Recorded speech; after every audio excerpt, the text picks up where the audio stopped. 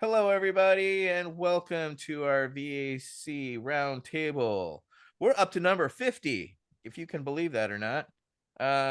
Basically, we're continuing our series of discussions with people who motivate us and inspire us.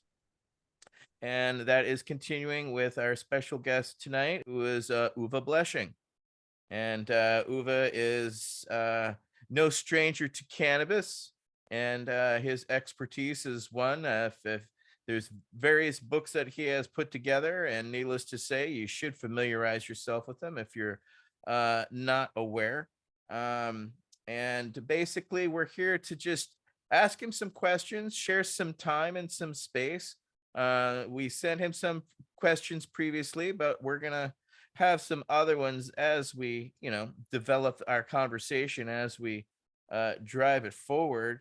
But we wanted to make sure that everybody was aware of, we're at 50. It's hard to believe that we've gone through 50 different conversations from, all the way from just us to now to Uwe. So needless to say, we're excited to be here.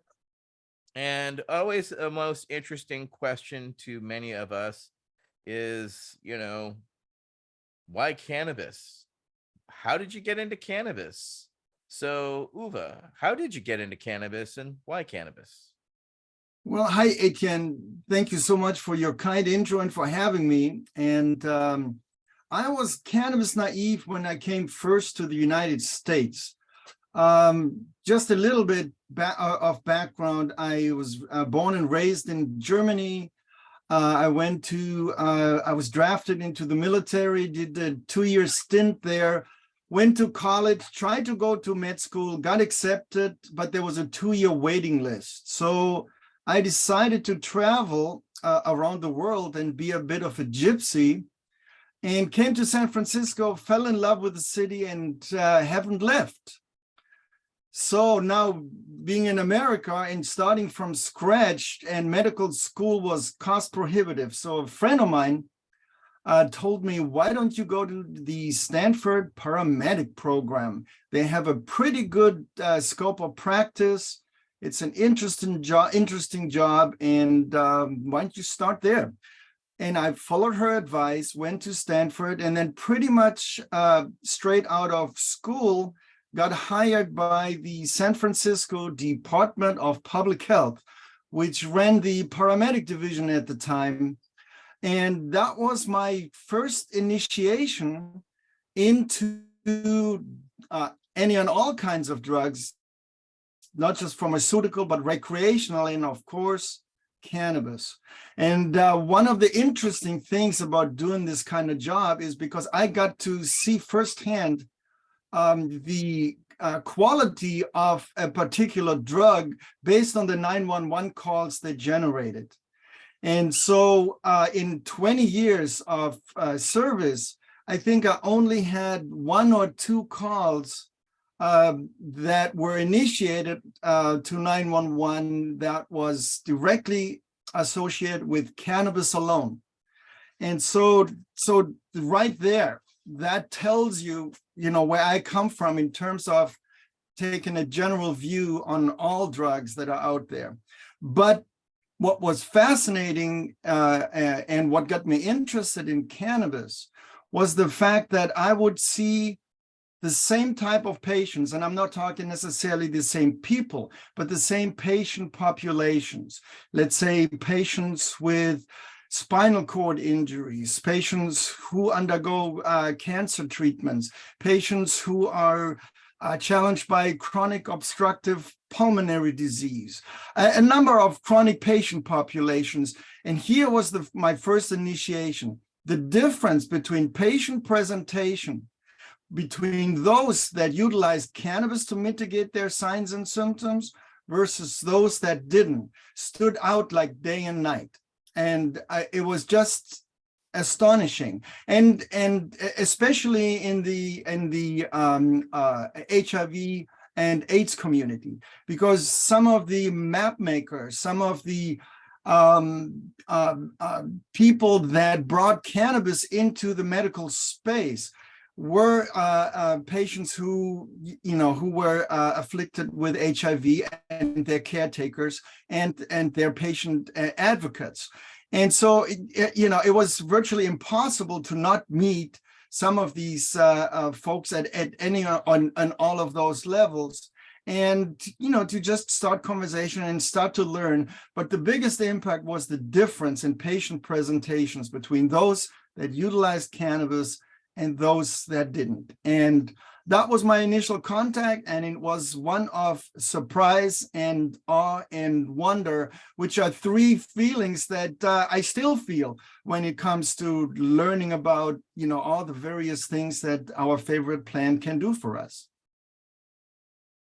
And just to speak toward the three publications there's that you have published, there's Breaking the Cycle of Opioid Addiction, Supplement Your Pain Management with Cannabis from 2018, Your Cannabis CBD THC Ratio, a guide to precision dosing for health and wellness in 2020, published by Ed Rosenthal, and the Cannabis Health Index, combining the science of medical marijuana with mindfulness techniques to treat over 200 chronic diseases, out in 2022. So those are three of the publications that Uwe has actually published.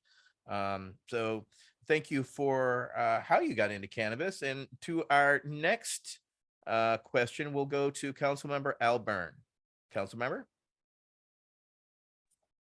Thank you for coming by this evening. It's a pleasure, and we're going to have a nice conversation. I really like your background, that you come from patient observation was your learning process. The patient became your teacher. I like that a lot. In today's world, not necessarily 10 or 15 years ago, we now have cannabis experts. And there seems to be a hell of a lot of them, running around. Most of them I never heard of, and I've been around a while. But they call themselves experts, and I don't argue with them. But I would like to know what you think a cannabis expert should look like. When you call yourself a cannabis expert, what kind of credentials should you hold? Well, that is a wonderful question. I've never been asked that question, and I love this question. I don't personally call myself a cannabis expert. I am calling myself a cannabis learner, a cannabis student, because I feel like I'm always learning, and especially in the context of interacting with patients, asking questions such as the one you just asked. I think there are different kinds of experts, and I think they're unique voices, and I think we need to open the door to let all of these voices in, and that includes those that come from a strictly quantitative science background to those who have personal experience that puts most academics to shame when it comes to the depth of experience that a person has. Let's say a person who has been challenged by multiple sclerosis or chronic conditions, and who has been using various cannabis constituents to mitigate the primary and secondary symptoms, of which they are as long as my arm. And so working with various cannabis constituents over time as the disease progresses, and constantly making adjustments, trying to find the sweet spot to optimize the response that you can get, or the mileage that you can get out of your cannabis-based remedy. Those kinds of firsthand experiences, to me, are just as valuable and as expert as a person with a Ph.D. or any other degree in between. And so I personally love case studies, because they combine the perspective of a trained researcher with the individual experience of that person going through whatever they're going through, using whatever kind of cannabis that they've been using in order to make progress in terms of mitigating their signs and symptoms. Because to me, those present the best of both worlds: firsthand experience and an academic construct around it in terms of how that data is presented. And so I'm not sure if that answers your question, but that's how I would address it. And No, it very much answers the question. Thank you very much. And again, I like your perspective of the case study. I'm a proponent of that sort of idea myself. An N in one study is an N in one study, but if there's thousands of them, it's not really an N in one study anymore, is it? And you can't No, call but it anecdotal. absolutely. And one case study can point out to the entire research community where they ought to look, in terms of what that experience that person presented, how that translates into the scientific underpinning, so we can better understand, how, a specific cannabis constituent is posited to have generated, that wonderful effect that the case study was about. And so in that sense, that's another aspect I like about case studies, because they become beacons that the research community many times responds to. It's like, oh my God, look at this. If this is true, let's find out why that is, so we can map out the specific steps that we can then share with other folks, so that they can also experience, the remission or the drastic reductions in symptoms that the case study was all about. Agreed. Thank you. Yeah. Council Member Velez, you have a follow-up.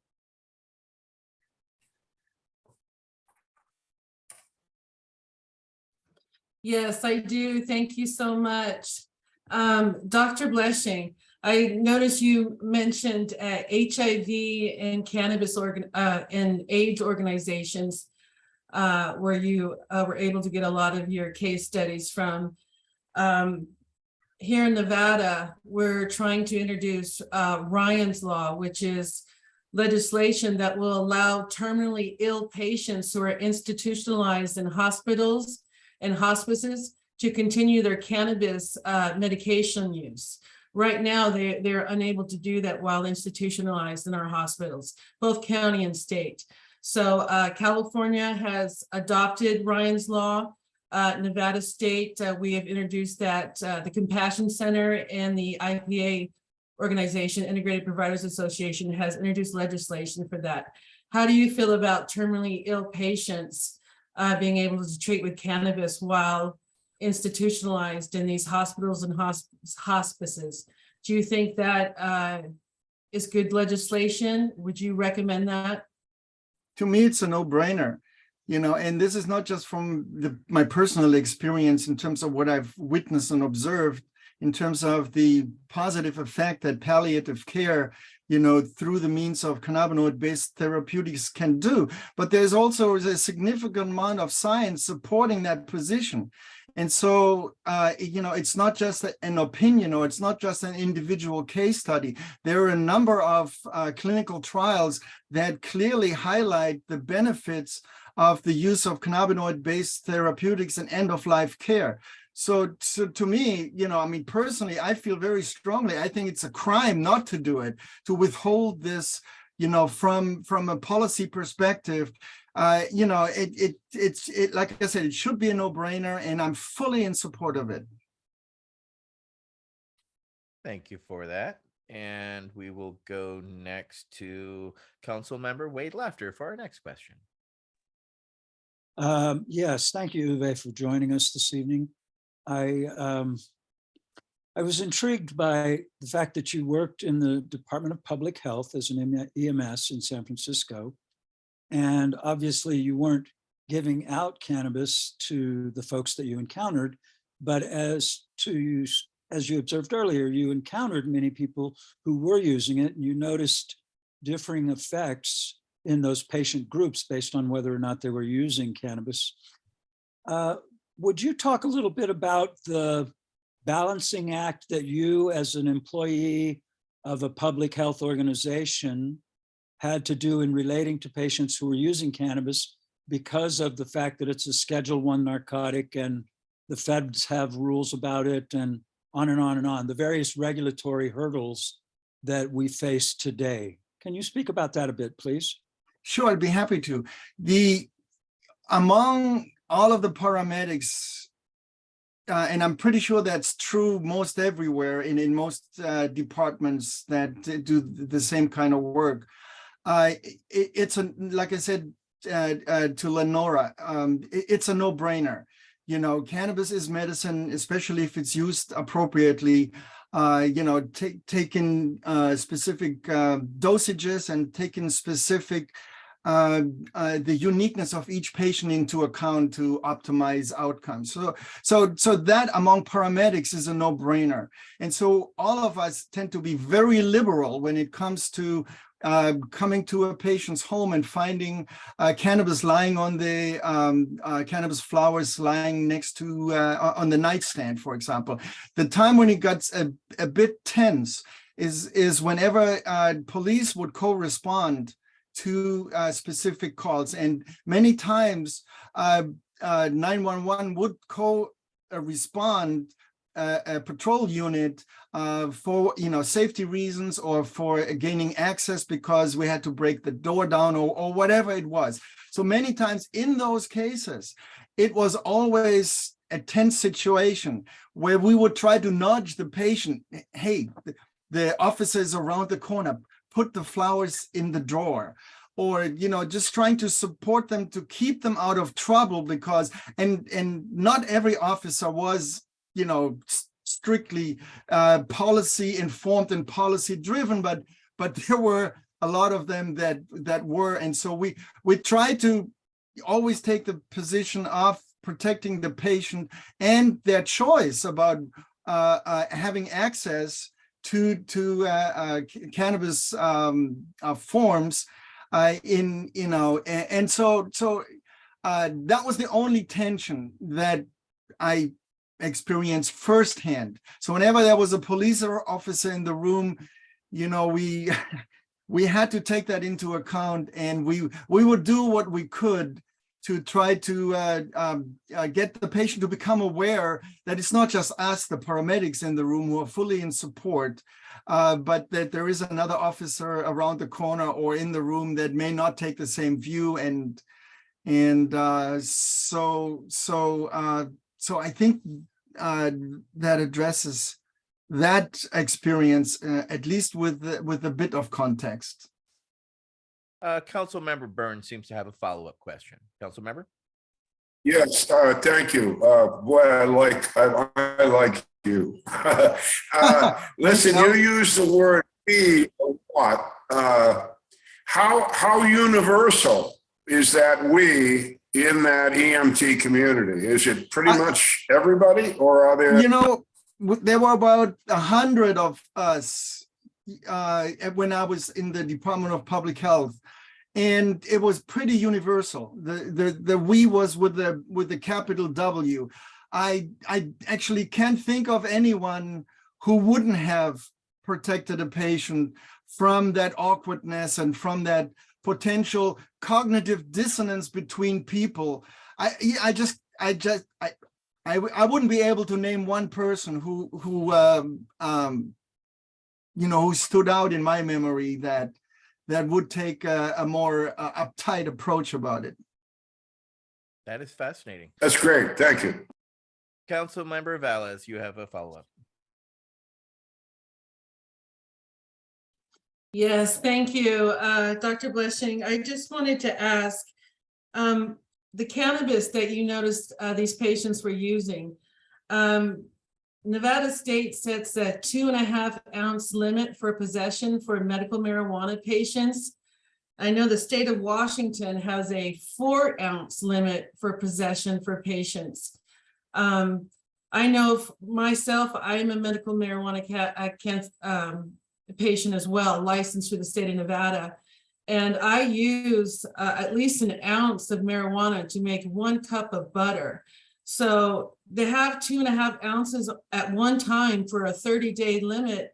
I go through way more than that, just making the butter. And I make butter for my father as well, because he's in his 70s and he has chronic pain as well. So I make him cannabis butter. How many ounces do you think medical marijuana patients should have available in their possession? I mean, do you think 4 ounces is more feasible for a 30-day time limit, or do you think we should ask for more?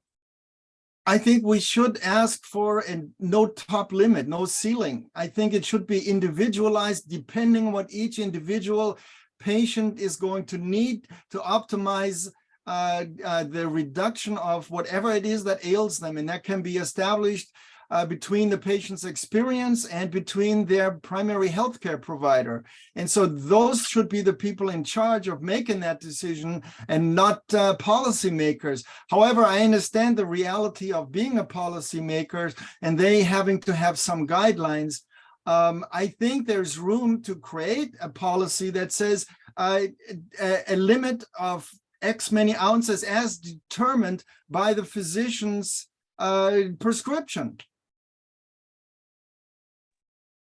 Thank you for that, Dr. All right, next will be Amy King. She has a question. Councilmember King. Hi, Uwe. I'm sorry that I mispronounced your name earlier. No worries. I listened to all versions of it. In the whole time I've had your book, I've pronounced it to myself the way I pronounced it. So anyway, how did you come to develop your book using the mind and body component? Very interesting question. Cannabis Health Index. I should have qualified with the Cannabis Health Index. I'm sure you know that, but for our viewers. Yeah, I mean, you know, when it comes to here, for the past 12, actually it's 13 years now that I've been doing writing and research in and about the cannabinoid health sciences. I've come to realize that the reason why cannabis works so very well for so many different patient populations is because it affects the body and the mind in such a way as to support and fortify the body's capacity for self-healing. Now, and for those who want to look a little bit deeper beyond these bird's eye views of relaxation and you know, one of the interesting things about a lot of different cannabis constituents is the fact that a number of them simultaneously mitigate many of the shared and underlying pathology of most chronic illness. And that is, for example, chronic pain, chronic inflammation, chronic oxidative damage, and chronic mental emotional stress. So there are a number of individual cannabis constituents that address any and all of those at the same time, which is now why we have, when we're looking at the scientific literature, I believe we are tracking currently 256 mostly chronic conditions for which the use of cannabis has shown degrees of efficacy. And that is quite remarkable. And that is just what we have data for, not the, you know, many of the individual case studies who have never been recorded. So there isn't a month that goes by when we don't find evidence for another condition for which, you know, specific cannabis constituents have shown promise. Since cannabis affects both the body and the mind, one of my favorite interests is the overlap between mind-body medicine and the cannabinoid health sciences. And there is a very large body of literature, scientific literature, that looks at specifically how modulating components of the endocannabinoid system contributes not just to the physiology of or mitigating the pathology of so many chronic diseases, but also the physiology of well-being, and that includes the way our mood unfolds. And so there is a great depth of a plethora of information we can tap into to look at how cannabis constituents also affect our mood, also affect our mental emotional constructs, and how we can utilize them to you know, to make our lives as good and as wonderful as they can be. Thank you for that. Thank you for that. Can I have a follow-up to this? Oh, for just go a ahead, second? Amy. So, Uwe, I am a holistic cannabis practitioner with nutritional certification. And come from also a nursing background, EMT. I didn't go paramedic, but just EMTB. And so I have a really good grasp on also the mind-body component. But I want to ask you if in all of your research, you have seen anything that might indicate that you can achieve more balance in your endocannabinoid system when you are not magnesium deficient. And has anyone looked at the magnesium component in relation to the endocannabinoid system? The reason I ask is, it is my belief as a holistic practitioner that, and also scientific understanding, that the use of the need for magnesium is because of the mitigation of pathology, disease, including depression. Chronic depression is well known to be alleviated by the use of magnesium. So I'm wondering if we're seeing any science, because it is responsible for so much enzymatic metabolic process. And so I just wondered if you'd seen anything. Sorry for that. No, I that was very rich in terms of giving us we could spend a few hours on this alone. And so, yes, there is a lot of science, in a matter of fact. And it's not just magnesium, but it's also calcium and potassium and sodium and these particular channels, these receptor channels that are so prevalent in mental health, in psychiatry, and as such, they play a significant role. And this is, you know, allow me to sort of like set a bit of the stage before I dive in and give you some practical examples that I think you're going to enjoy. Just for some perhaps uninitiated listener, not anybody here, because most everybody here knows about the endocannabinoid system, but just in a nutshell, the endocannabinoid system is a naturally occurring system that all humans have, in fact, all mammals have. And the prefix endo simply means within. The middle section of the word is in reference to cannabis, and the suffix oid means similar or like. And so endocannabinoid system translates into like cannabis within. There are four basic components that comprise the endocannabinoid system. That's endocannabinoid receptor sites, and that's primarily CB1 and CB2. They are their corresponding endocannabinoids, their degrading enzymes, and the idea or the notion or the concept of endocannabinoid tone. Those are the four components that comprise the classical endocannabinoid system. Now, beyond that, and this is where it gets really interesting and expresses some of the answers to the question that you just asked, Amy, and that has to do with a novel notion, a novel concept that you may be familiar with, and that is the idea of the endocannabinoid dome.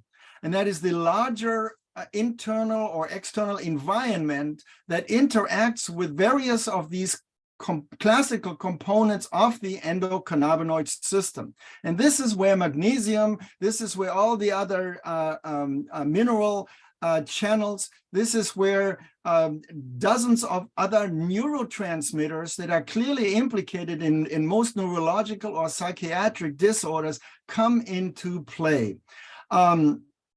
This is the overlap I was talking about in terms of mind-body medicine and the cannabinoid health sciences. So there's tons of neurotransmitters, including these mineral ionic channels that can be modulated by the targeted use of specific cannabis-based products. Now, here's the other thing that speaks to your question. When we roughly are at about middle age, our body contains only about half CB1 receptor sites that our younger selves, that our teenage young adult selves enjoyed. That is one of the reasons why we would recover from illness a lot quicker than when we, get older. This is one of the reasons why we have more resilience when we're younger.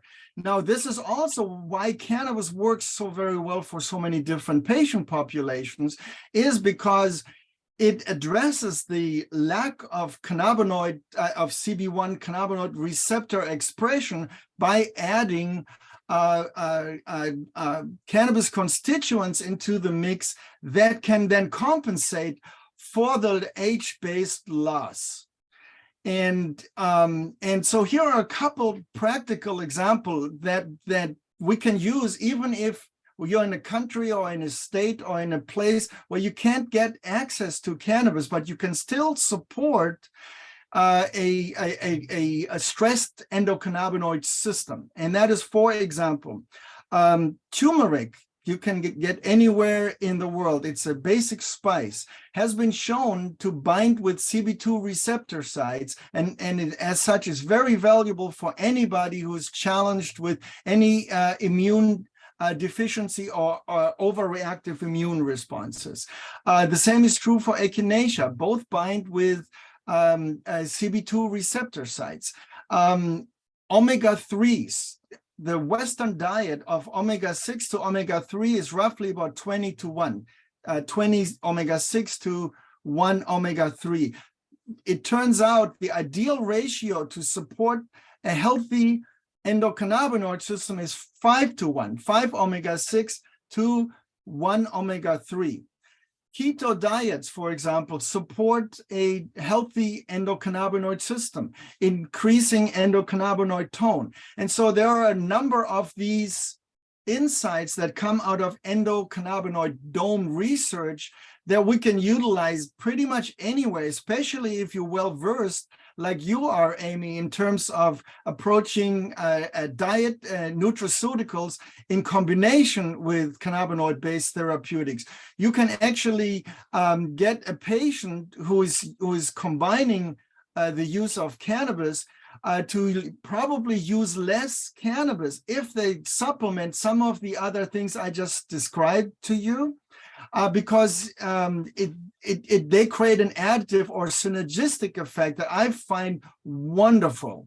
And so it's really exciting to see these practical implications coming out of endocannabinoid dome research, supplementing the cannabinoid health sciences in such a way that we can really see significant differences in the clinical setting. All right, Amy, you had another follow-up. I do. I really appreciate your answer to that, because I just learned a few things that I didn't know. So I'm always excited about that. One of the things that I wanted to follow up about, I mentioned depression, but magnesium deficiency is responsible for asthma, blood clots, bowel disease, cystitis, diabetes. People who have diabetes are especially magnesium deficient, heart disease, hypertension. And so as a holistic practitioner, many times, and I'm sure it's the same with you, many times people come with a plethora of symptoms that overlap and could be any number of things: insomnia, migraines, leg cramps, depression. They have all of these things that could be any number of things. So I have found myself actually referring people to use magnesium in a spray, not in an ingestible way, but in a spray, primarily before we start even utilizing a cannabis. And I'll tell you my history and why. There are times when as part of my consult, not everybody I don't withhold cannabis. I shouldn't say it like that, but I encourage them to at least try the magnesium and see if that will resolve some of the issues, so we can more narrow down what's still residual. Needless to say, many people will go away from using the magnesium, but in the beginning, when they're using it, I find that I have people who are inside of their home and won't leave. And once they're using the magnesium, now they're more social. They find that they have less anxiety and they'll go out. as well as their physical ailments are resolving. So then I will see that same person comes back for their treatment in 4 months, and they're all of a sudden they seem like they're crippled again. You can see that they're very nervous.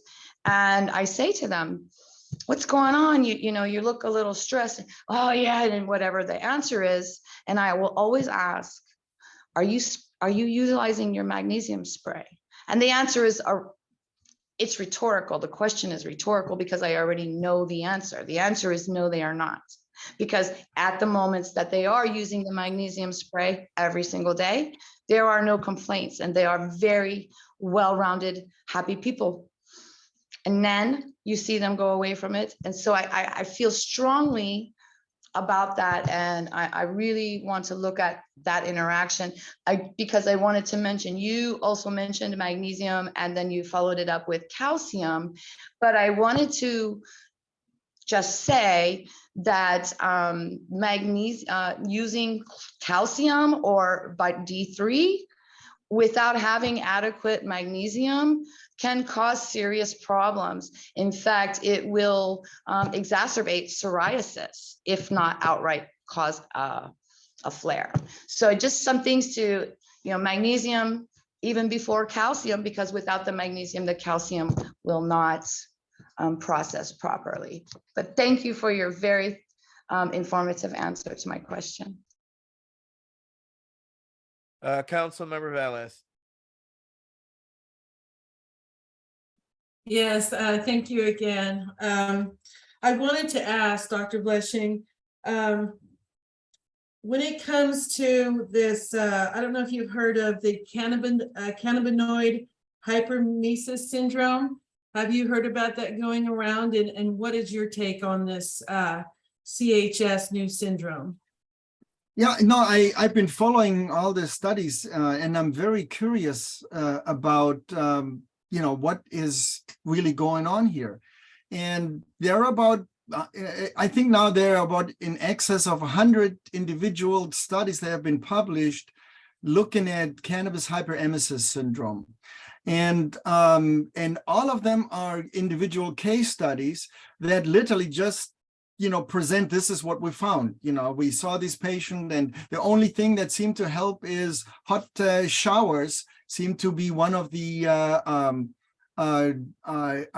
notions that a lot of people share in terms of mitigating these cyclical episodes of nausea and vomiting that just won't seem to go away.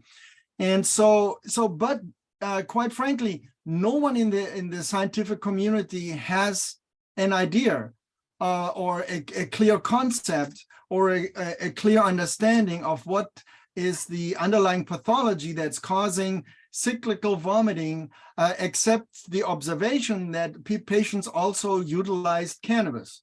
So are there other cofactors that play into it that we haven't looked at? Are there other chemicals that perhaps have been used in the growing process of the plant that we haven't tracked? And so as far as knowing what's going on there, science, to reflect what's going on in the scientific community, we don't really know. One thing we do know is that it seems that capsaicin, which is the ingredient that makes peppers hot, it's the molecule that gives spiciness or the burning sensation that we experience when we eat spices. Topical applications of capsaicin mitigate the symptoms of what's now termed cannabis hyperemesis syndrome. Now, before cannabis, it was just called cyclical hyperemesis syndrome. And so if you look at the literature, before cannabis, these syndromes existed. But also, with what they call an unknown etiology, where we don't really know what's causing it. And so it's made it into the cannabis space because, there are about 100 individual cases that have been written up where cannabis was also in the picture. And while many of the authors, in my opinion, motivated by the lack of deeper insight and perhaps by the narrative on the war on drugs, are quick to assign blame to cannabis when in fact the scientific method would dictate a deeper look and looking at a number of cofactors that that may underlie and may give us more clarity about what's going on here. Now, it's interesting that capsaicin works through an ion channel. It's called TRPV1, which is also part of the endocannabinoid dome. And so capsaicin is one of the agonists that activate that particular receptor site. But then so is CBD, for example, is an agonist at the same receptor site. And so it's part of the internal environment that responds to a number of different cannabis constituents. And so there haven't been done any studies looking at can CBD mitigate the effects of cannabis hyperemesis syndrome. But I'm looking forward to learning more. As far as as soon as the studies are being published or even being looked at, for that matter. Okay, Council Member Laughter. Yes, I believe it was Ethan Russo, either recently published or spoke about a person who published a study where they were looking at cannabinoid hyperemesis. And what they found was in a fairly small sample group, I think it was 20 or 30 patients with hyperemesis, they found a common genetic variant, if you will, in that entire population. So it seems to suggest that cannabinoid hyperemesis might have a genetic component to it. Again, it would be fascinating to learn more about it. I tended, especially early on, to think that perhaps it was contaminants in the cannabis, perhaps it was other comorbidities, et cetera, et cetera. But as you observed earlier, Uwe, we're all learning, and I really look forward to understanding more fully how this might affect the well-being of all persons who might use cannabis. Thank you. That's a great one. Polymorphism, genetic, certain people are genetically predisposed to be more vulnerable to a particular compound than others. And it might actually turn out that is one of the cofactors that needs to be present in order for, it may even turn out that some people can't handle cannabis because they have these particular allele, this genetic polymorphism. And so for those folks, it ought to be, or at least cannabis chemotype 1s, those abundant in THC, are most likely responsible for causing cannabis hyperemesis syndrome. So it'd be interesting to test for a specific genetic polymorphism to see if there are specific patient populations that are more vulnerable than others. And that seems to me a good hypothesis to follow up on as far as research is concerned. All right, Dale, council member.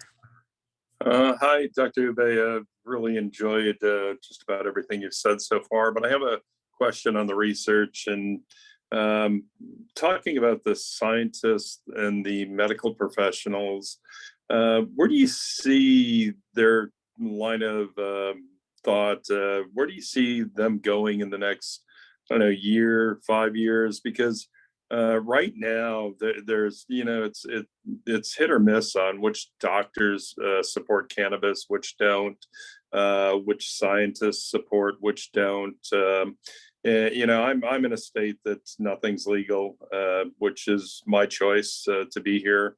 But I'm just wondering, this has nothing to do with politics. It's really you know, when you walk into a doctor's office, and I was in a state where it was legal, and I was there when it became legal, and my doctor, my GP, had a sign on the door that said, "I will not prescribe medical marijuana, and if you want this, go somewhere else." You know, and so even though it was legal, even though it was to the state, so my question to you is, at what point does the tide turn, and do the scientists have enough evidence to where they embrace this, or the doctors embrace this, and they start realizing that this is a viable medicine?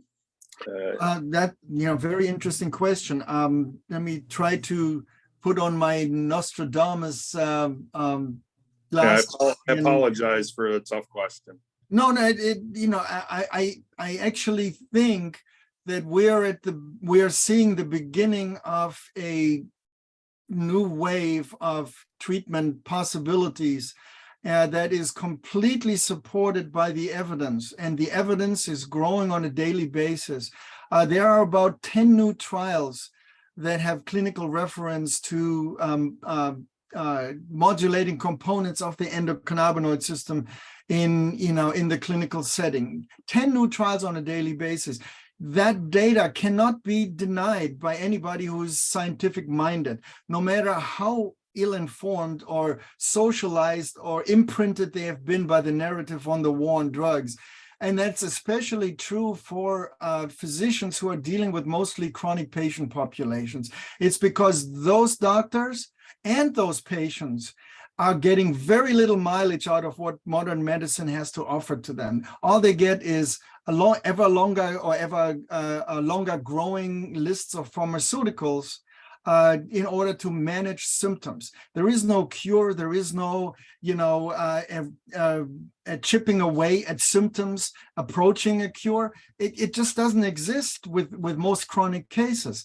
And the cannabinoid health sciences are one of the new innovative new medical approaches that have been and will continue to make inroads. And so people, will compare and have similar experiences as I had initially on the ambulance, by basically seeing either for themselves or in their clinic the difference it can make for the same patient population, those that take cannabis-based therapeutics and those that don't. And I think it's just going to be a matter of time. I think we're just seeing the very beginning of a shift in medical treatment in a medical paradigm. And I'm not just seeing it in the United States, or we are certainly, part of many trailblazers, if you will, but it's happening in Israel, it's happening in Brazil, it's happening literally all over the world.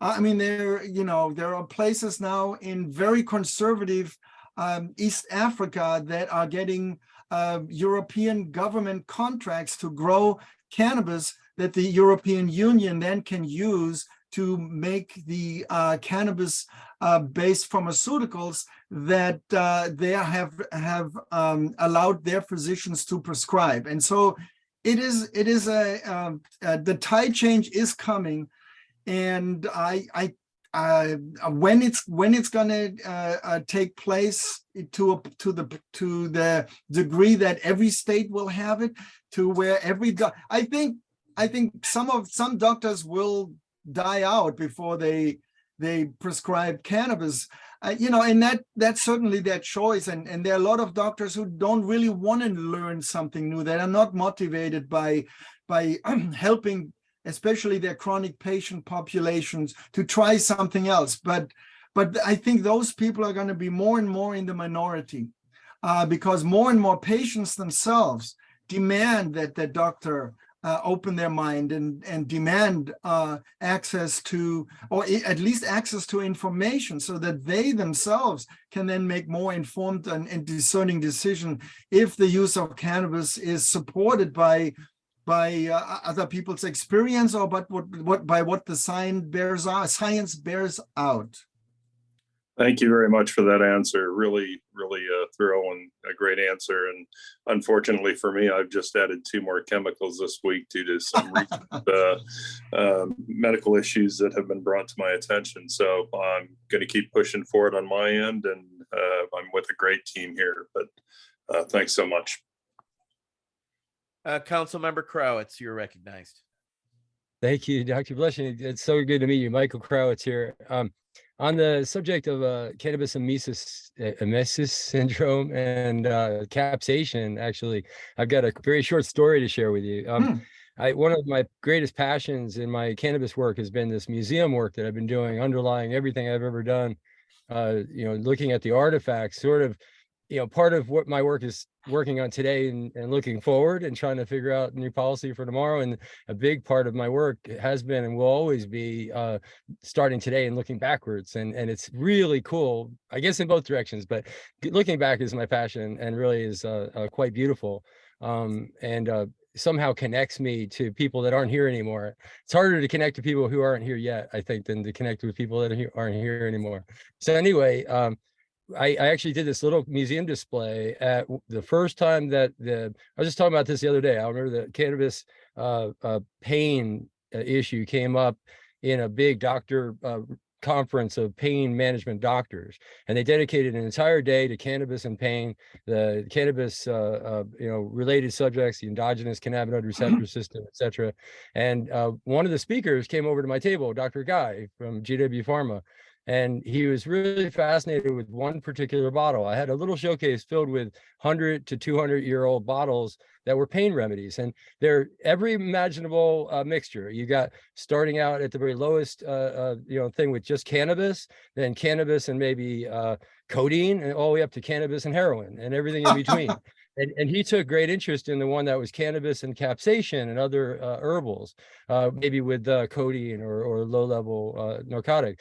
And interestingly, I didn't know this, but he was just through serendipity had been looking up capsation and was very, very intrigued by that, and actually included that in his speech when he talked to the doctor group because of the fact that he saw that bottle.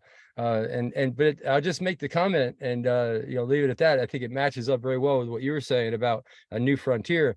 But the cannabis movement, cannabis medical movement has, I think, rather recently in the last decade or so, really sort of mastered extracts and at least reached, if not exceeded, the skills of our ancestors with regard to creating extracts. But what we haven't done yet is really emulate their ability to use herbal mixtures and using cannabis and capsation together, cannabis and a whole bunch. I mean, they were all different, and they were targeted for particular ailments, a particular kind of pain, a particular group of people.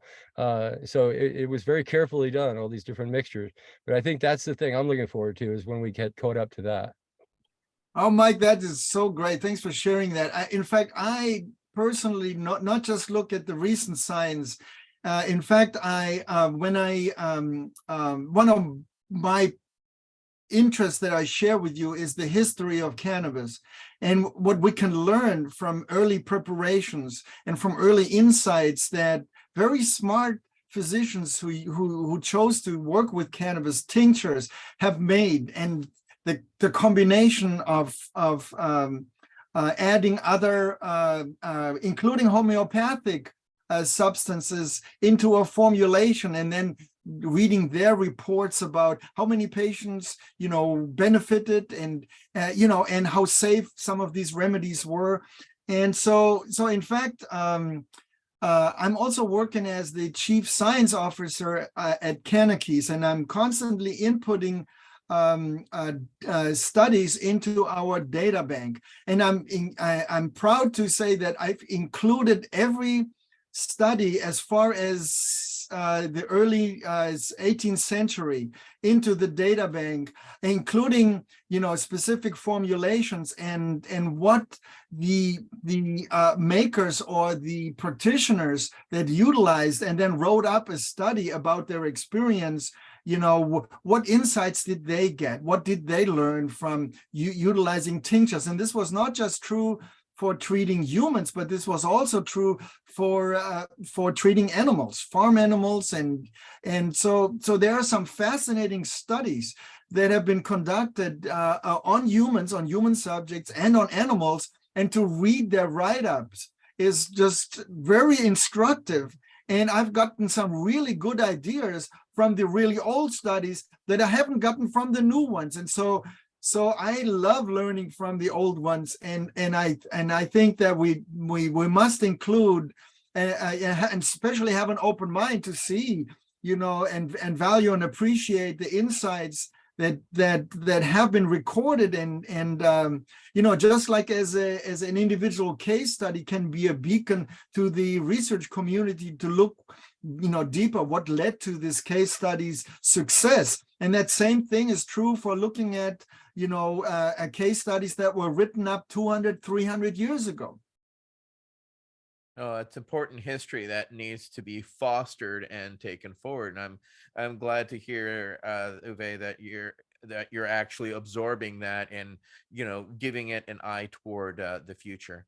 Councilmember King has a follow-up on CHI. On the cannabis hyperemesis syndrome, I wonder what you think about the absence of indications that this cannabis hyperemesis syndrome happened in the historical use of cannabis, given that cannabis use for medicinal purposes is documented all the way back to Shen Yung in the first pharmacopoeia. And we can go all the way to the 1900s preparations that Michael just spoke of. There is a complete absence of an indication that cannabis caused chronic vomiting.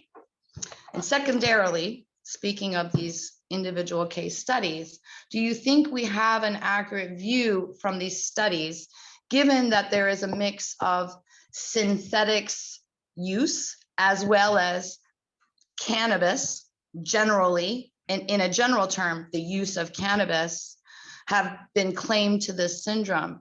Shouldn't these case studies or these physicians who are making these claims be more thorough in the exact types of cannabis that are being used by these individuals, given the immense variety of products available, both legal and illicit, and apparently synthetic and natural? I think that we're doing a disservice when we blame cannabis when it could be a terpene allergy. I'm allergic to linalool.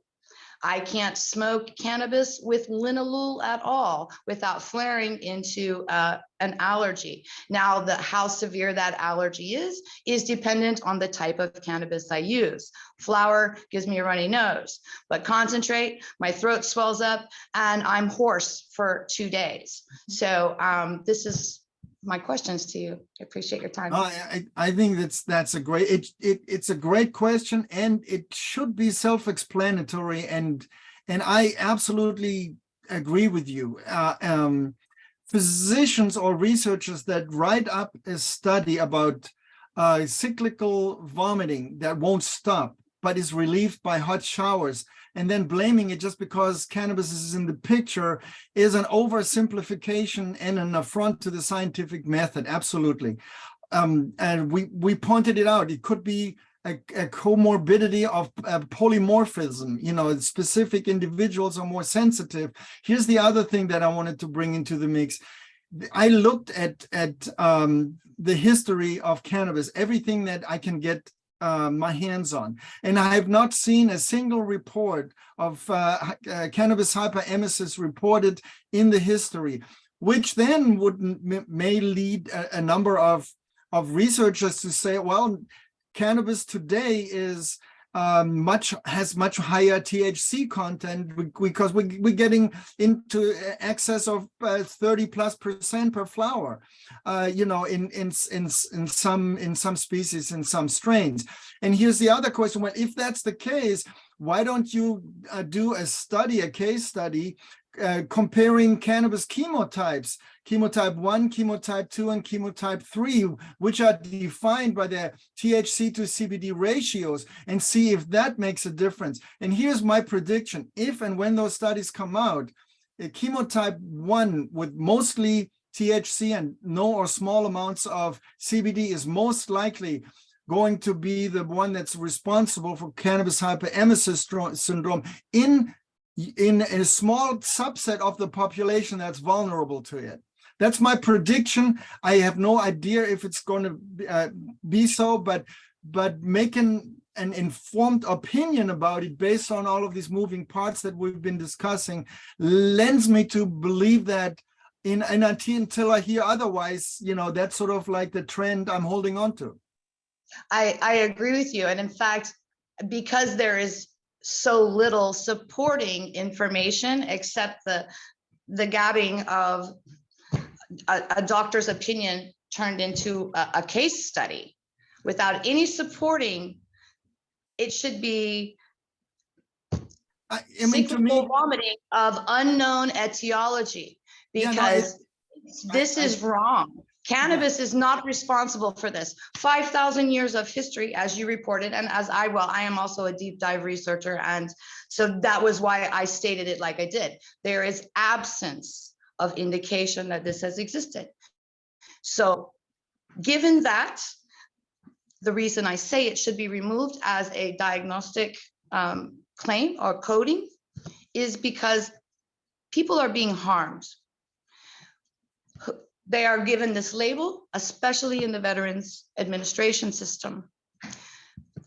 It was blamed, a person I was close to me blamed it, the cannabis hyperemesis. She went off of cannabis for a year, continuing the vomiting, and then, and only then, did they finally do diagnostics to diagnose her with gastroparesis. Now, why do I bring that up? A, because we are a veterans group, but you may not know, but for our veteran viewers, I would like to say the recent PACT Act, this is allowing presumptive conditions for our first Gulf War veterans and subsequent veterans who were exposed to chemical burning in burn pits, in release of gases, or the use of chemical warfare inside of Iraq or Kuwait. One of the presumptive conditions now is stomach problems, is digestive problems. But for that whole year, she wasn't allowed to use cannabis, which gave her relief. She was penalized, labeled as a chronic cannabis use disorder, cannabis hyperemesis syndrome, and now she has a stomach, the pacer in her stomach. And through all of that, now she has a feeding tube. So there's a number of, you know, but they're not related to cannabis. They're their own situation. And so it's causing mistreatment and misdiagnosis and care for our veterans. And that concerns me, especially because this demographic of First Gulf War is large. And up until this year, their conditions were not recognized as the true environmental conditions that they should have been attached to. And I just wanted to share that. Okay, Councilmember Valles.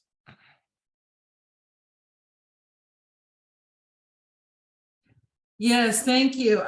I thought she was referring to the Alice Moon story that was in Vegas Cannabis Magazine regarding CHS. There's a 20,000 member Facebook group that claims that they've had CHS on Facebook. So that'd be a good group to conduct studies with. But my real question is, grow rights. Medical marijuana patients cannot afford recreational dispensary cannabis. They are forced to grow it themselves or buy untested black market cannabis to use. And right now we have grow rights in the state of Nevada, and it's 12 plants per household, when we're fighting to have it at least 12 plants per licensed card holder per household. Most medical marijuana patients cannot even grow their own weed. They're not very successful at it. A lot of them are low income, and they tend to live together in the same homes. So right now, again, the Nevada State Legislature has it set at 12 plants per household. We're going to lobby that they raise it to at least 4 licensed patient card holders per household at 12 plants per license holder for a total of 48 plants. And we thought that was a lot, but according to the medical marijuana patients, a lot of them grow substandard weed that they can't even use. So in growing, a lot of times these patients get into growing, they meet people who grow, it becomes a lifestyle, and it almost becomes a benefit, like an extra benefit from growing is the able to do it, the soil, the watering. How would you convince your state legislature that growing rights should be in perpetuity for medical marijuana patients? And they, you can't expect, if there's 4 patients per household, you can't expect them to share 12 plants for medicine, not if they're making tinctures and cannabis butter and then smoking and dabbing. It just seems so unfair. How would you say, hey, we need to increase these limits, doctor? No, I think that's a great question. And, I'm looking at Europe, and Europe has, in some countries, like, for example, in Holland, as much as we like to think of Amsterdam as being so liberal, their medical cannabis policy is actually very reactionary and very behind what, let's say, we here in California are used to. So one of the things that patients who can't wait for politicians to get their act together, to get them sufficient amounts of medicines, have been doing is forming collectives of literally hundreds and hundreds of people, and people are having very different levels of success in terms of being able to generate a plant that's strong, that's healthy, and that's full of a wonderful diversity of cannabis constituents. The growing ability of one person can significantly differ from that of another person. One person can, and same with indoor plants, tend to produce much lower rates of cannabis flower than outdoor plants, but they also have different cannabinoid profiles.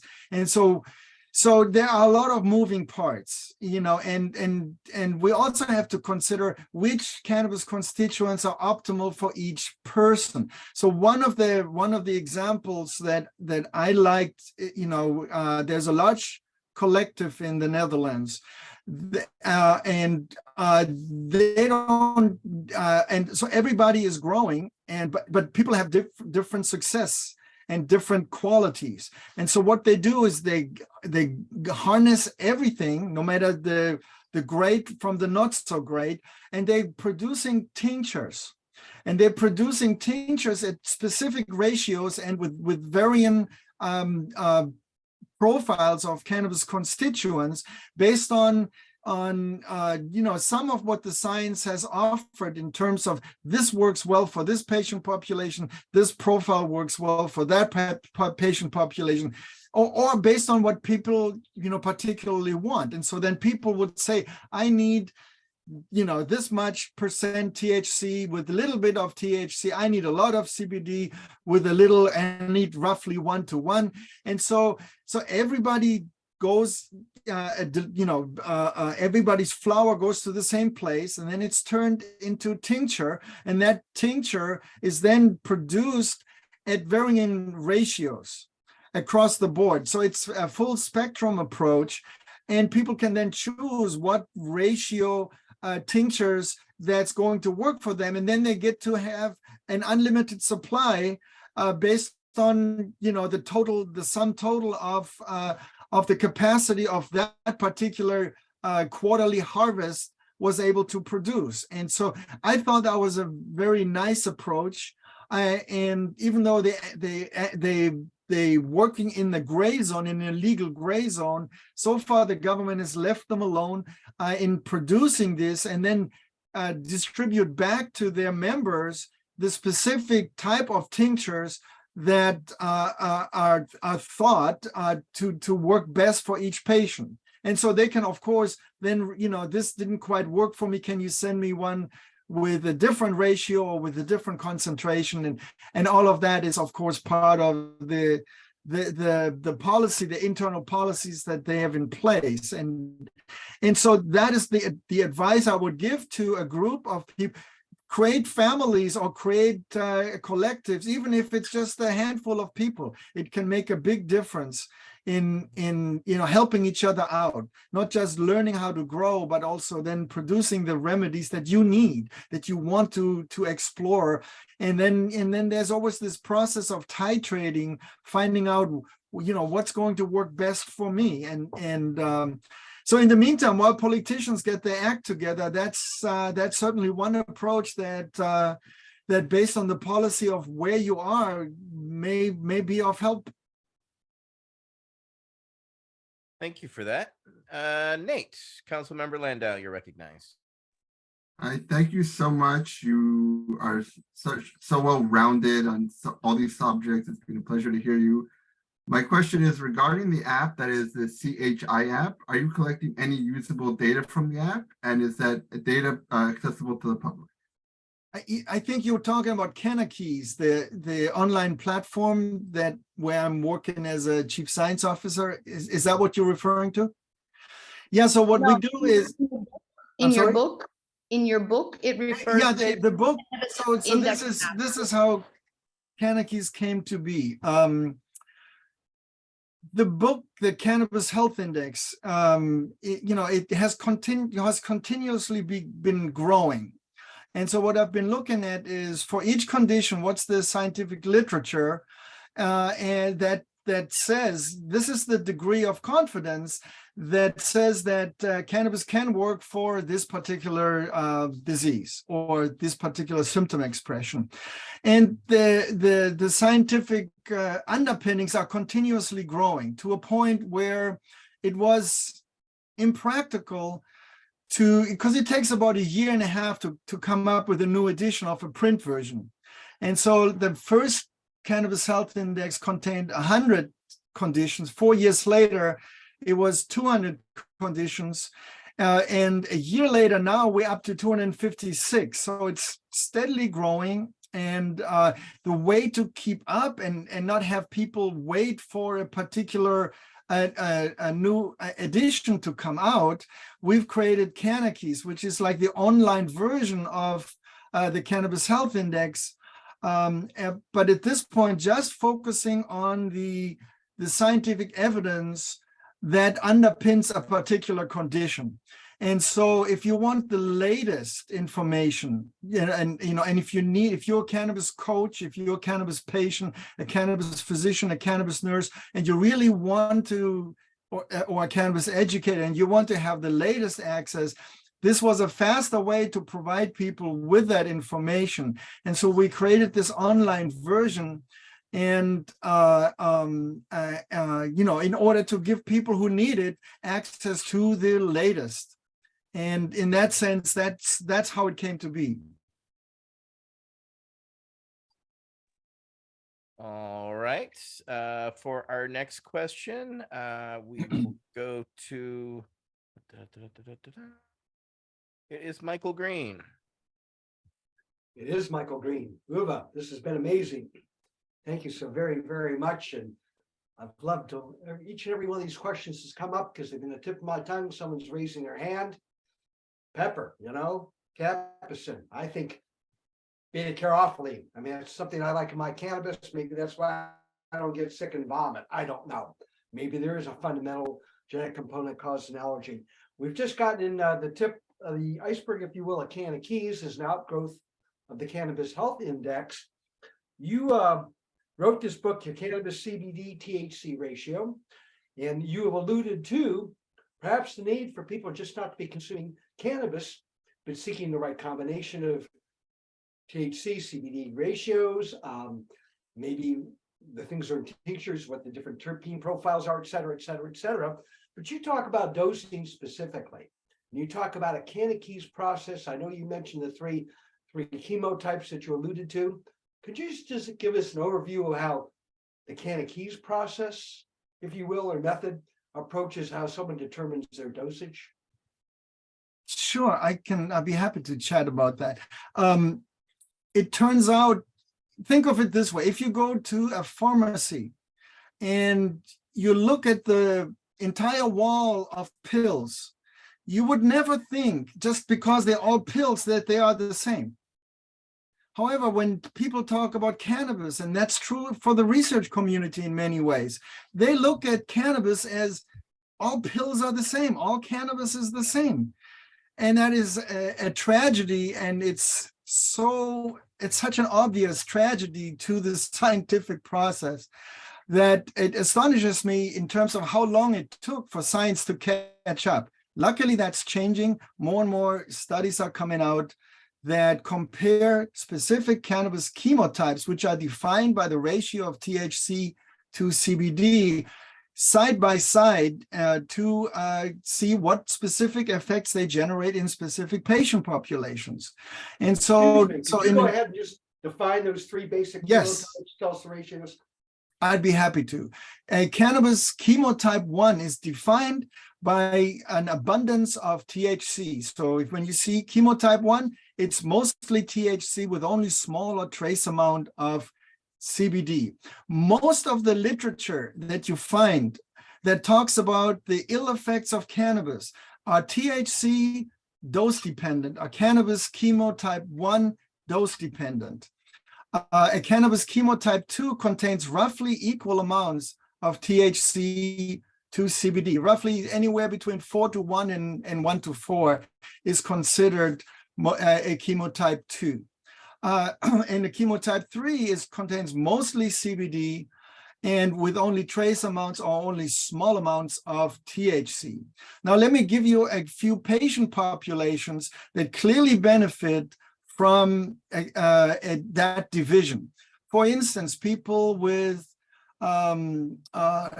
spinal cord injuries, stroke, people who need to mitigate the chemotherapy-induced nausea and vomiting, for example.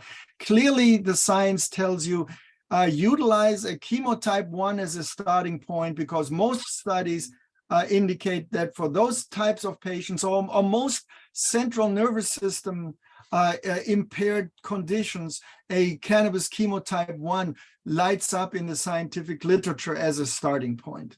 Now, a chemotype 2, for example, patients with fibromyalgia, patients with multiple sclerosis, the literature lights up as those are the cannabis chemotypes that works really well for those types of patient populations. And a chemotype 3 containing mostly CBD clearly works for a number of psychiatric mood disorders, anything from anxiety to depression to psychosis to schizophrenia to PTSD. Also work really well for a number of different seizure models, including pediatric seizure disorders that do not respond to pharmaceutical anti-seizure medication. This is the story of Charlotte's Web. Here's the other interesting point. The pharmaceutical preparations that are available in the United States and globally for prescriptions are analogs of the 3 chemotypes. So Marinol or Nabilone, for example, is an analog to chemotype 1. A Nabiximol, that is Sativex, is an analog to a chemotype 2, and Epidiolex is a pharmaceutical version of a cannabis chemotype 3. So that describes the different types of cannabis. And so the ratio can make a significant difference, especially to people who are more sensitive, either because of their genetic predisposition or for whatever reason, are more sensitive. And I'm one of them. The small amount of THC can produce wonder. If I take a little bit too much and I have a horrific time, with some really horrific symptom manifestations. And so while there are other people who can take high amounts of THC, I'm not one of them. Uwe, I was talking with other researchers, and there's a new type 4, which they feel is a CBG dominant sans terpenes, but 0.6% terp tops. So are you familiar with that new term? Yes, in fact, there are, I'm just trying to change the light a little bit. There are 5 chemotypes that have been known, and chemotype 4 is the CBG abundant strain, and then there is a chemotype 5 that's been proposed that contains pretty much no cannabinoids. And so I expect that the folks that generate the nomenclature for chemotypes will be more busy in the near future, because there is enough science now to indicate chemotypes that highlight THC and THCV, for example, are going to be very useful for a number of different patient populations, such as those suffering from metabolic syndrome, diabetes, or obesity. Huge cohorts of patients clearly can benefit from what I believe is going to be a new chemotype that's defined by the ratio of THC and THCV. Now, while research comes in and while the breeders are catching up, and no doubtedly will produce flowers that contain both of these cannabinoids, tinctures can readily be made from extracts already readily available, for those people who need it. And so chemotype-based prescribing is going to be a future trend that's going to allow people to generate precision effects, generate predictability of effects, and mitigate the risk of any adverse effects potential. Would that be a new rating altogether for the THC THCV ratio, or would that be the type 6? That would depend on those lords of nomenclature that I have no idea how and what is behind the determination of a new chemotype. But practically speaking, from a patient's or a cannabis coach or a prescribing physician or nurse's point of view, it doesn't matter if a chemotype is officially classified. If we have data that says a 5-to-1 THC to THCV ratio is going to help me mitigate the neuropathies of my diabetic ulcers, at the same time help me with the metabolic pathology that's driving my diabetes at the same time. So the more we know about it, the more we know what specific cannabinoids and in what ratios might be a good starting point for us to ultimately then still have to dial in the optimal cannabis constituents that are going to work best for me, and that's still going to take some trial and error. Even if we have some science that tells us, because there is no silver bullet when it comes to working with cannabis. It has to be an individualized based approach, and as much as patients or physicians like the idea of being able to prescribe a drug by weight, it's not going to work that way with cannabis. It's going to be very individualized, and I personally like that. I've come to really like that process, and so which brings me to the process that Mike was asking me about. What is the Cannabis process? And at Cannabis, or in the Cannabis Health Index, I describe a process there that anybody can take in order to fine-tune the cannabis constituents that are going to work optimally for you. And there are a number of things we can't control.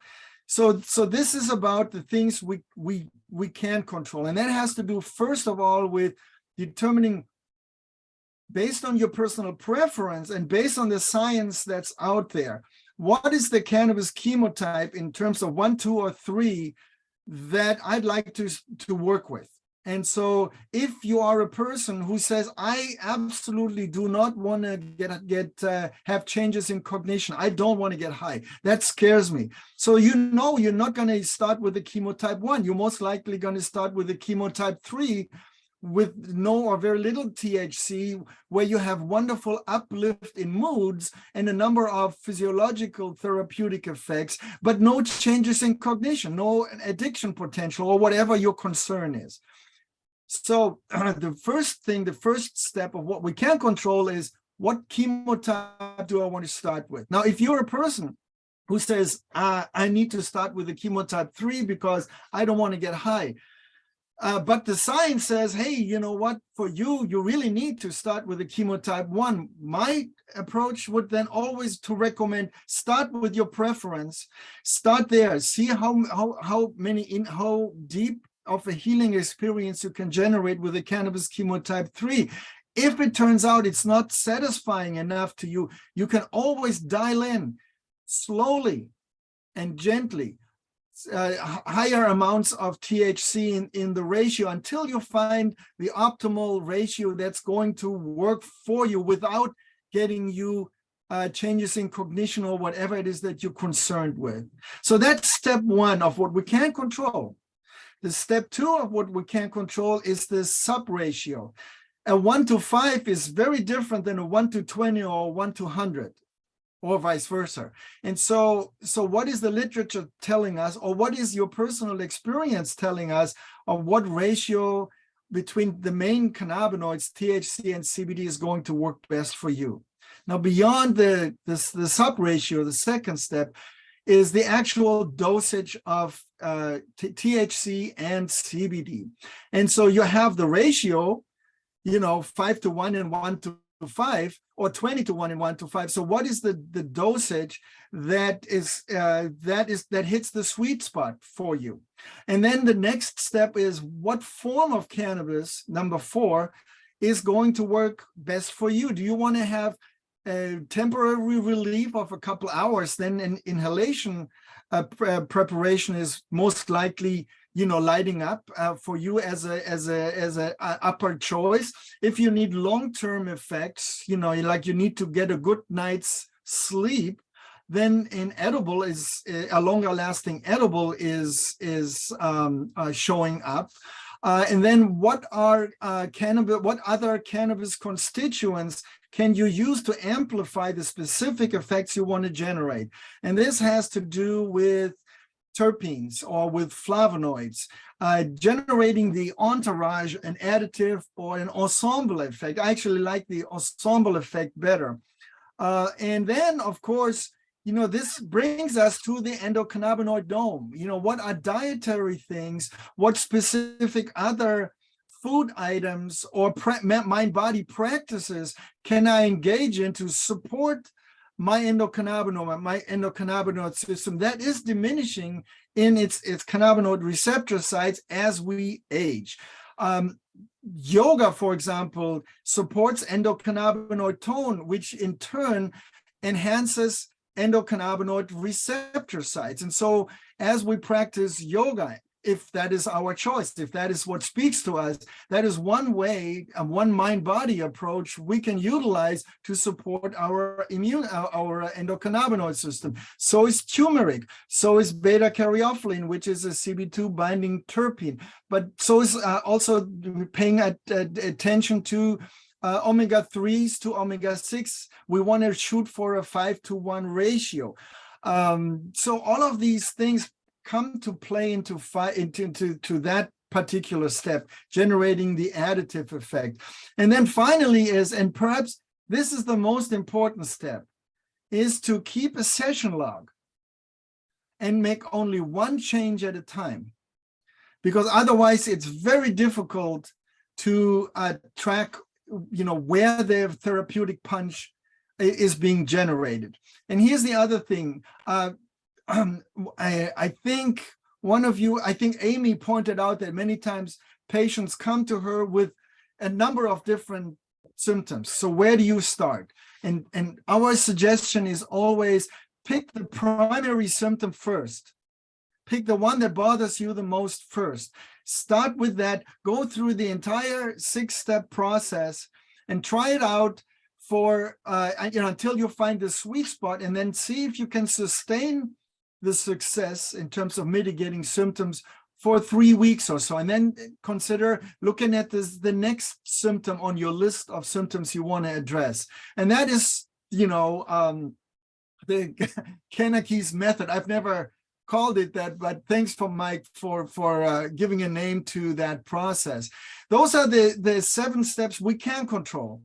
And those are the 7 steps that make this the most, that pack the most punch in the clinical setting. Uwe, thank you so much for that. Thanks for the little clip on yoga. Namaste. Councilmember King has a follow-up.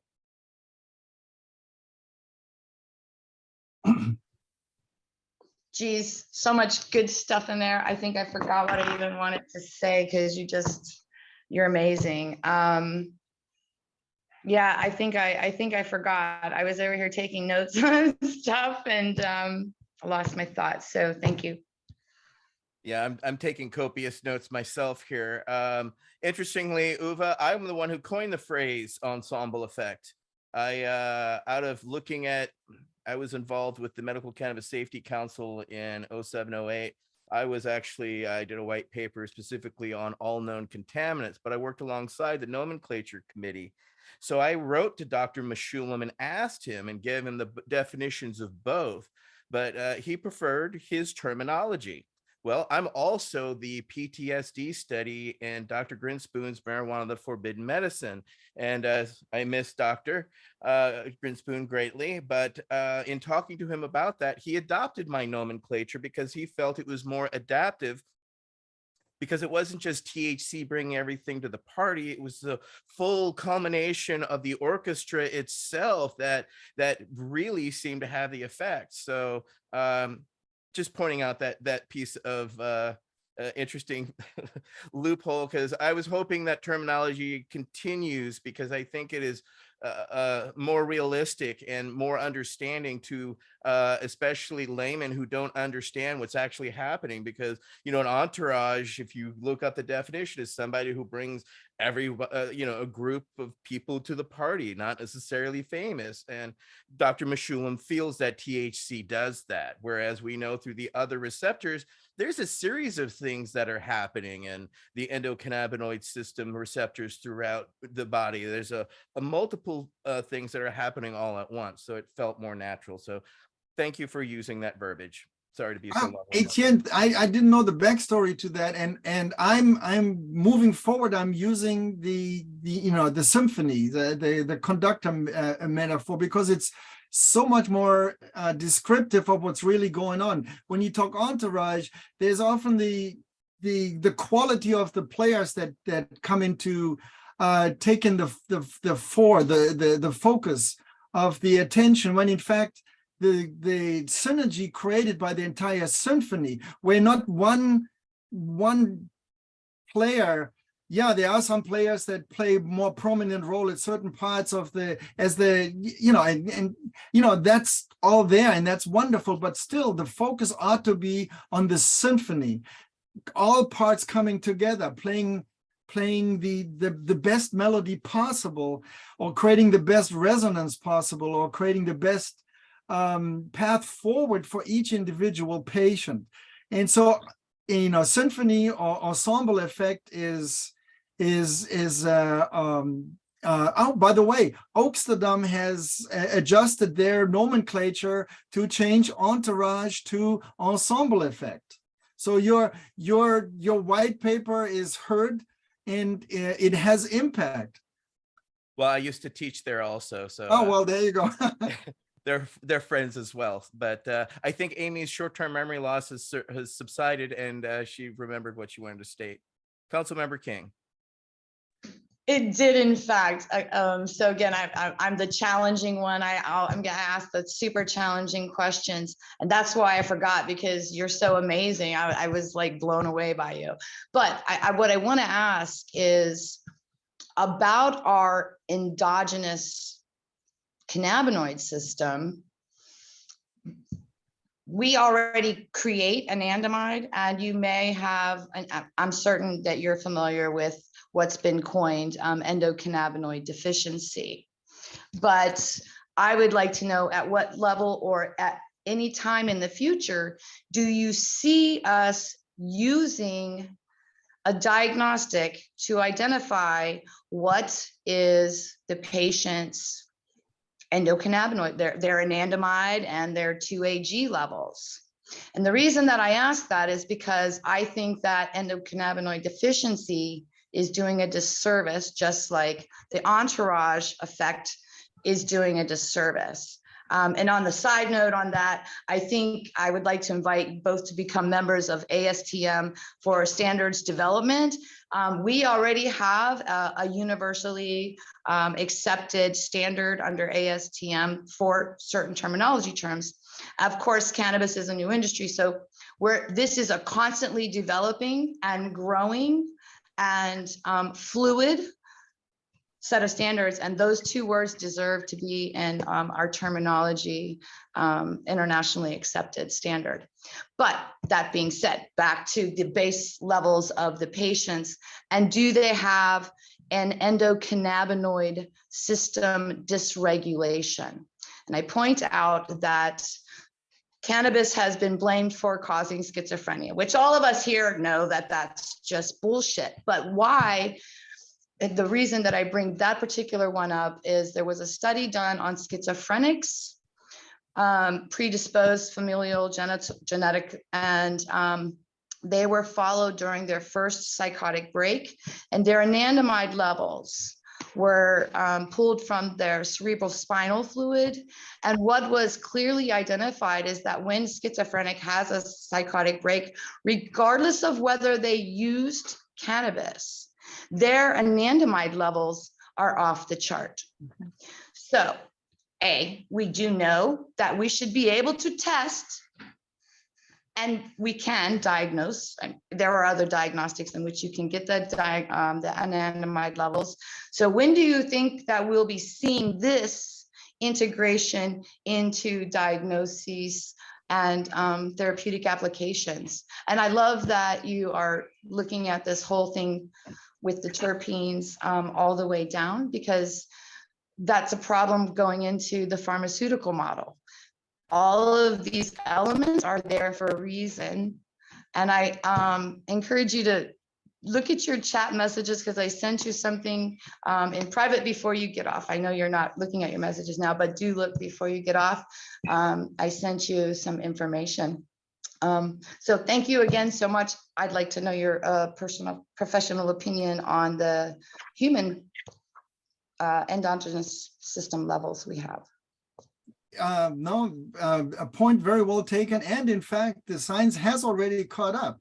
They are now publishing more and more studies in which the biomarkers of 2-AG and anandamide are measured and correlated or associated with specific symptom manifestations. And this is especially true among a number of different psychiatric disorders. And so, endocannabinoid deficiency is a term that was, I believe, coined by Ethan Russo. He's written a number of papers on it. It's certainly a wonderful hypothesis. I think it's going to be confirmed. And in fact, the other novel concept is endocannabinoid tone.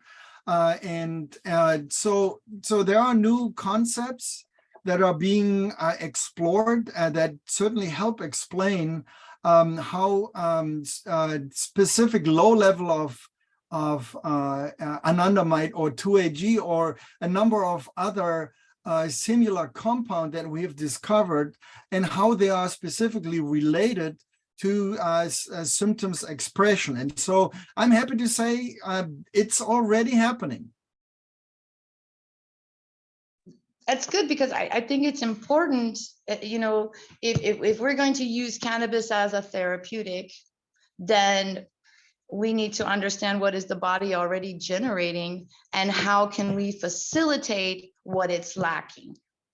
Yeah. Nothing less, nothing more. And anything else other than that, is going to fall into where adults using recreationally, it doesn't matter to the rest of the population, but there are people who are looking for specific, very specific relief from their conditions, whether that's post-traumatic stress or a pain condition.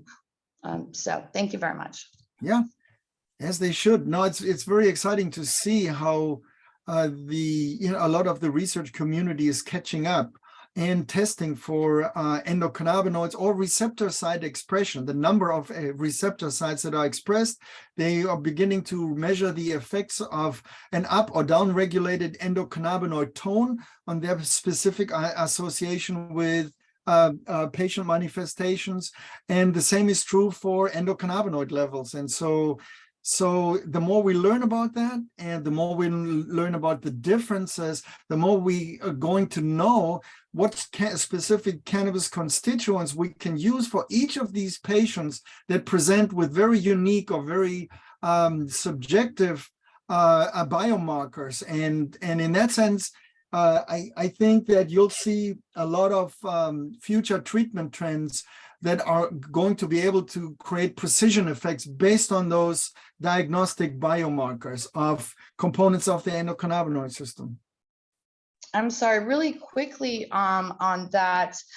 I worry about only worrying about the expression of the up and down receptors, because I think that may vary between organ systems. And I would use rimonabant as an example of that. They wanted to control or manipulate the endocannabinoid system, which is what's happening now. These new novel substances are endocannabinoid system manipulators. They're going to control this enzyme and that and the other. But rimonabant is a very good example of not truly understanding the expression throughout. It is in a total regulatory system, not just one thing. So if you wanted to control the appetite and you blocked an enzyme and then people went out and committed suicide, that's a problem, because they didn't understand the appetite brain connection, or they didn't understand what controlling that enzyme was going to do to the brain or the other parts of the organs. And I think I'm concerned with the endocannabinoid system. No, it's point well taken. You bring it into the picture rimonabant, and let me, instead of using rimonabant as an example, let me use another one. THCV is an analog of rimonabant. And so the cannabinoid health sciences are more complex than we had time to get into today. But since you brought it up, cannabinoid receptor sites can be activated by either agonism or antagonism. And what that simply means, and there are more variations there, but let's just stay with these two. An agonist generates an expected effect from a particular receptor site. So, for example, THC is an agonist at CB2, and so it generates an anti-inflammatory effect. THC is also an agonist at CB1, and it generates changes in cognition. Now, let's look at THCV. THCV is an antagonist at CB1 and produces the opposite effect of THC. So while a THC can induce euphoria via being an agonist at CB1, THCV is an antagonist and can produce significant dysphoria.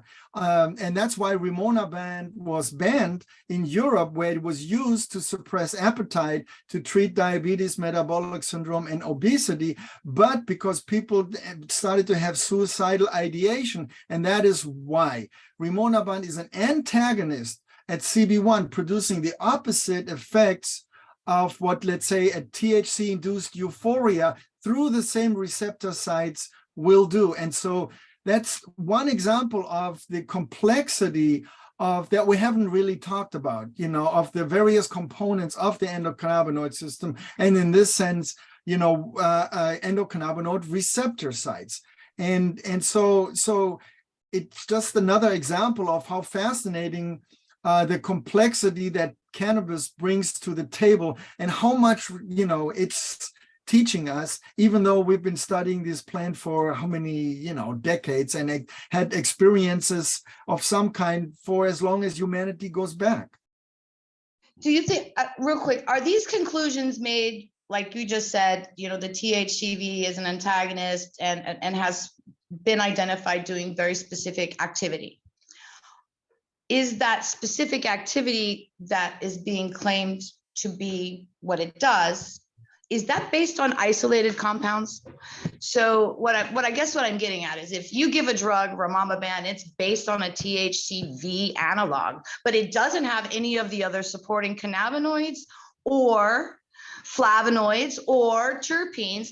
Is it truly THCV, or is THCV activation and expression different when expressed in a whole plant? So those are my questions. What's the science based on? Is it based on isolated compounds? Because that's not cannabis. That's a synthetic cannabinoid analog. Because I believe that it all works back to this synergy. And I just wondered if you knew what the science was based on. Yes. THCV, it's based, the stuff I just mentioned about THCV being an antagonist that's at CB1 is based on isolates from the academic community, but it's also based on experiences that individual patients have had and told me about, or that have been written up, that I've been learning about, and they're uniformly high dose THCV extracts or isolates are extremely dysphoric, to the point of describing it as horrific. Now, nature in its wisdom creates cannabis plants that only contain tiny amounts of THCV.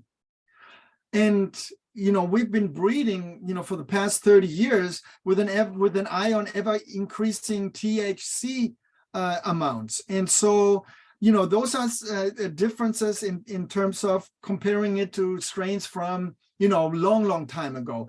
But, we also know from either experience or from research that a ratio between THC and THCV, if determined optimal for a particular individual, can produce wonders in the ensemble effects that they can generate.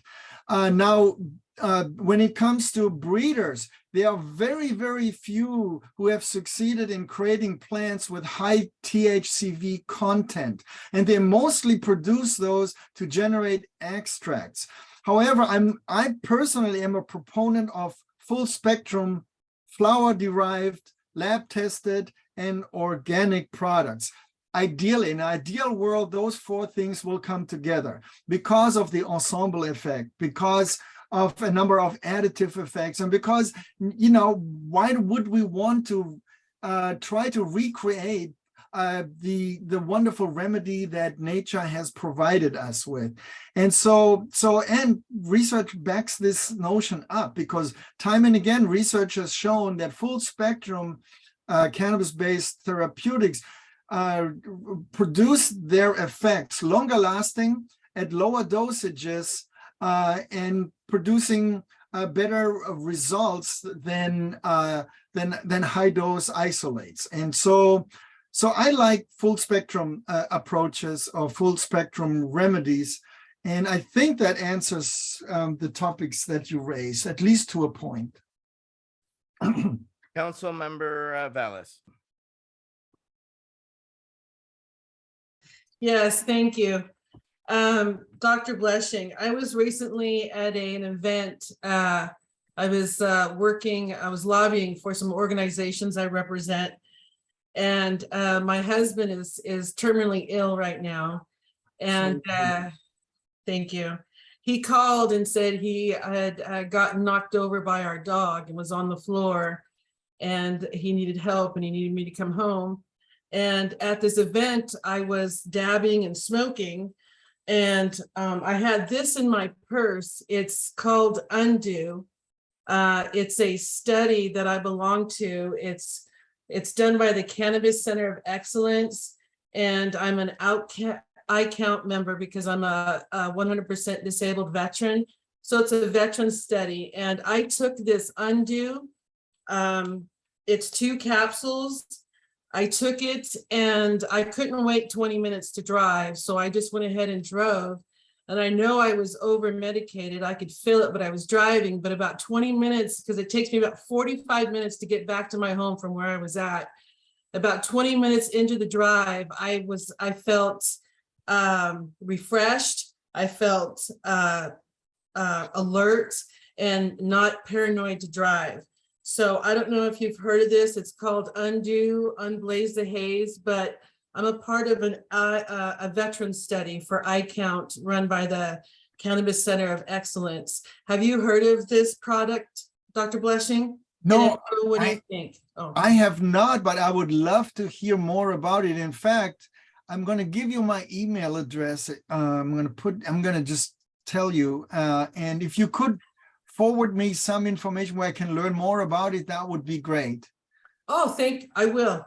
I would love to. And by the way, anybody who wants to, if we don't get to answer all questions here, feel free to email me at the same address, and I'll strive to see if I can answer your questions.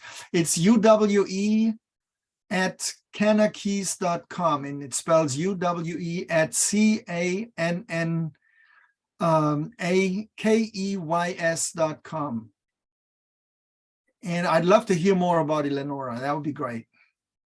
All right, with our next question is Michael Krawitz. Councilmember Krawitz, you're recognized.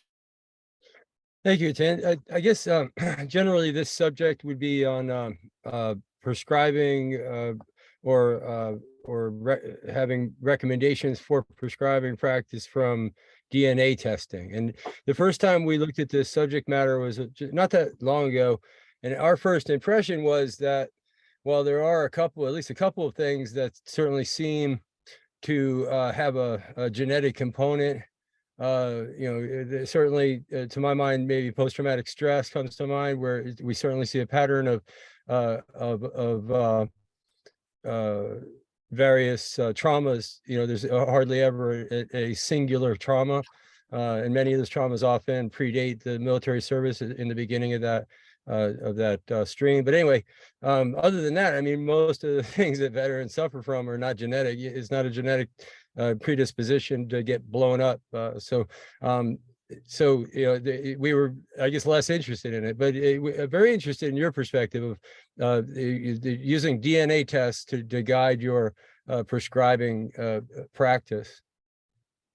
No, that's a very interesting topic, and I have this to say about it. I think there will be a place for genetic testing, but also I would believe that it's going to be a very broad and in some cases very specific, but not all encompassing.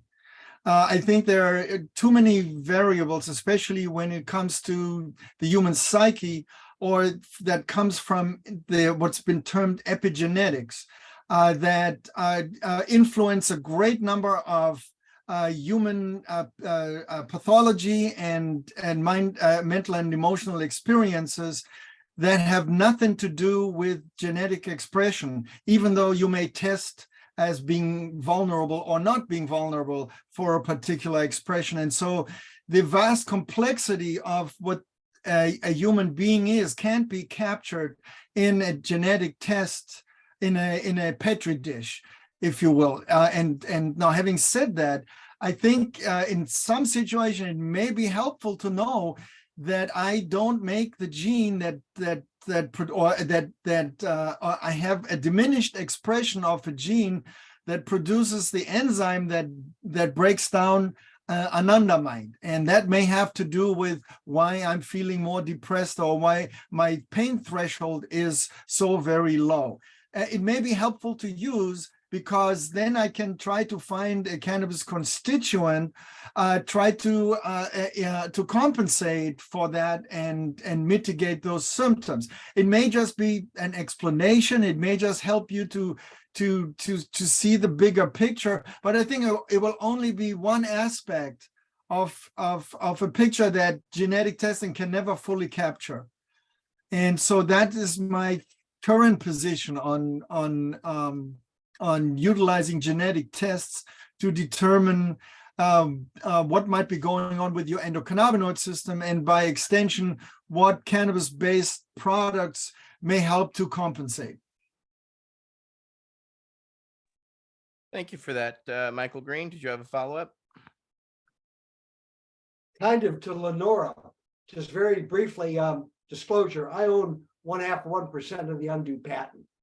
Thank you for the endorsement, Lenora. That's being rebranded.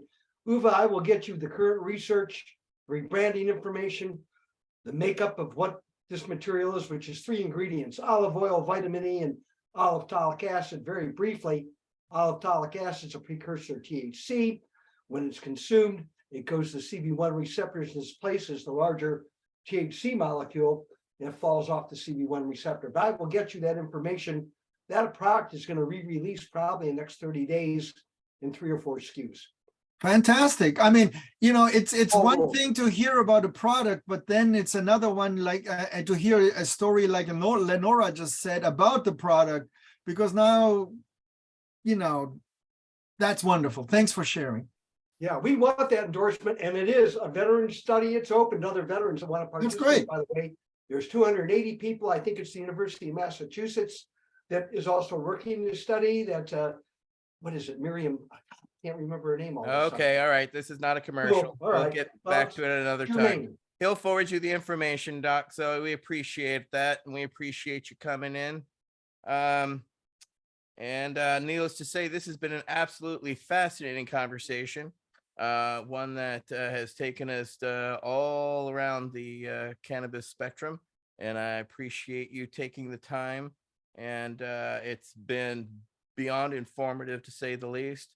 I'd like to thank all of our members tonight: Wade Laughter, Lenore Valles, Amy King, Michael Krowitz, Michael Green, Nate Landau, Al Byrne, Dale Seidlitz, and myself, Etienne Fontan.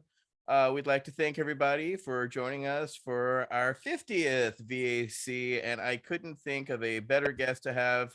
And I love learning, and I definitely did, and I hope you did learn something tonight as well. So thank you, everybody. Have a great rest of your night, and we'll be back in 2 weeks.